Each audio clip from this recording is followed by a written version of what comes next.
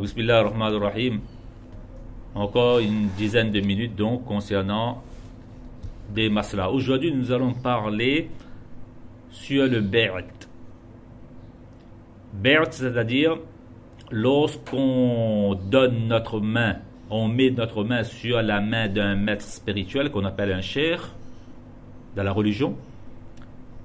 Et là, on s'engage, d'accord, de respecter ses instructions, son éducation, ses conseils, etc.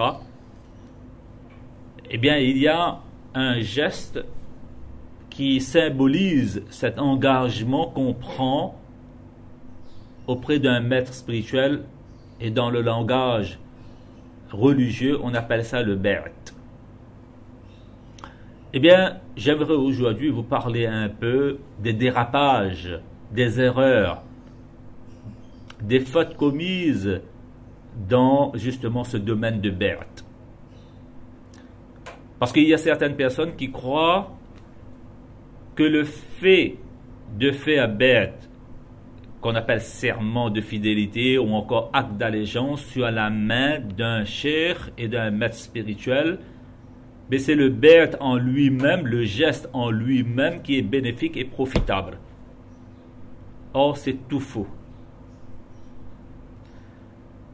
Parce que le Bai't lui-même n'est pas la chose essentielle. Ce qui est essentiel, c'est quoi? C'est l'instruction et l'éducation venant du maître spirituel.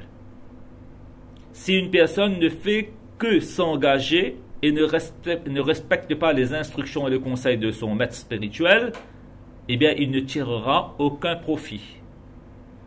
Mais par contre, c'est une personne, il n'a pas fait le Bai't avec un maître spirituel, mais seulement il suit ses conseils et il se plie à son éducation.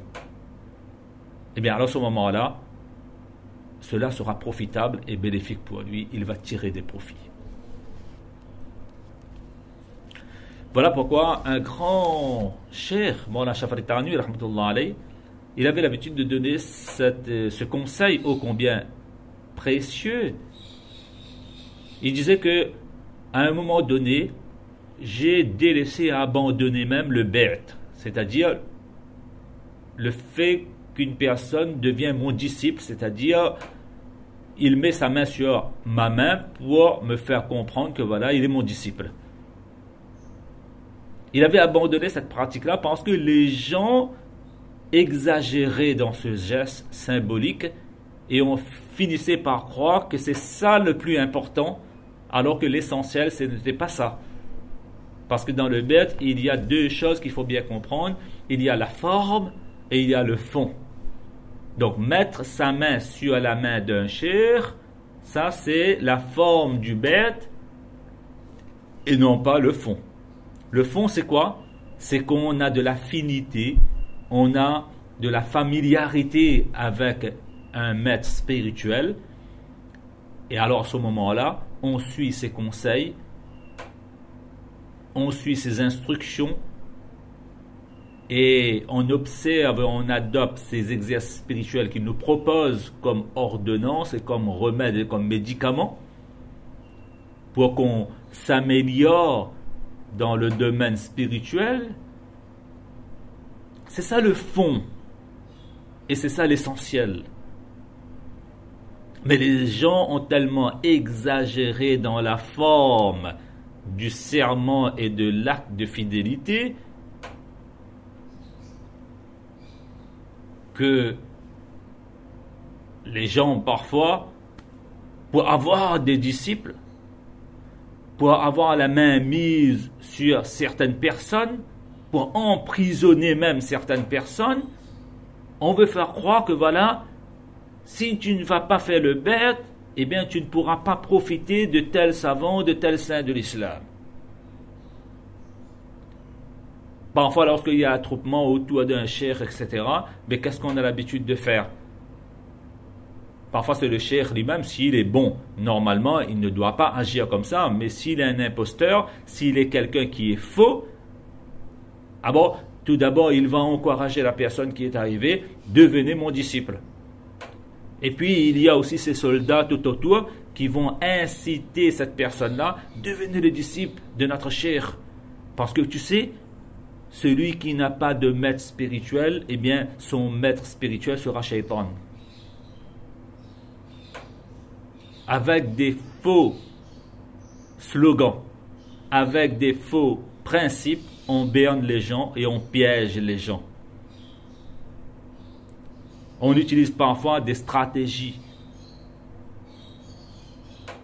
Et surtout lorsqu'on a affaire avec un maître, soi-disant maître spirituel, et qui n'est autre qu'un imposteur. Donc voilà pourquoi nous attirons aujourd'hui l'attention vers ce qui est essentiel dans notre relation avec un saint de l'islam et avec un maître spirituel. Ce n'est pas le fait de faire bête qui est essentiel, qui est important et qui est profitable et bénéfique, mais c'est le fait de suivre ses conseils, ses instructions et d'adopter les pratiques et les exercices spirituels qu'il nous propose. Et comme dans tout le domaine, il y a des bons, il y a des mauvais, il y a des bons garagistes, des mauvais garagistes, il y a des bons docteurs, des mauvais docteurs, dans tous les domaines. Eh bien, on fait attention et on prend nos précautions. Eh bien, dans ce domaine-là aussi, il faut connaître les vrais et connaître, distinguer, les vrais des faux. Des véridiques, des imposteurs. Donc, Allah tabaraka wa ta'ala accorde à chacun d'entre nous le tawfiq de comprendre avec cette explication très brève, eh bien, les dérapages qu'il peut y avoir dans ce domaine-là. Je ne dis pas que tous les cheikhs sont des faux, mais il y a des bons et il y a des mauvais, et il faut faire attention de ne pas tomber dans le panier ou encore dans le piège des faux. Wa akhiru da'wana alhamdulillahi rabbil alamin.